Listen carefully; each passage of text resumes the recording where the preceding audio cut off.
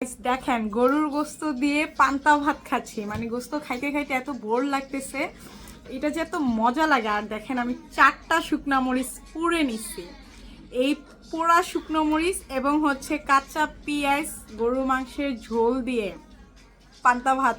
আমার এখন এই লোল চলে আসতেছে।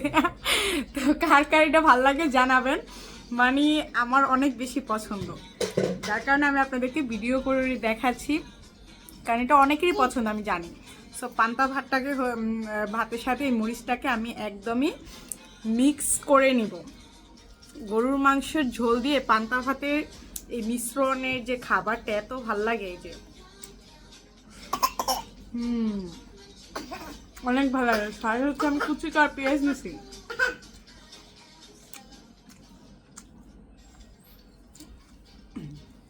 মানে আমার অনেক ঝাল হয়েছে। আমি পুরো ভাতটা কালো করে ফেলছি, পুরা শুকনো মরিচে দিয়ে ভাতের যে ঝোলটা কালো করে ফেলছি।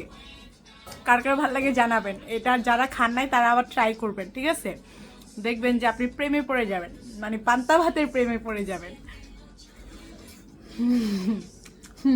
নজর দিয়ে না কেউ পেট ব্যথা করবে।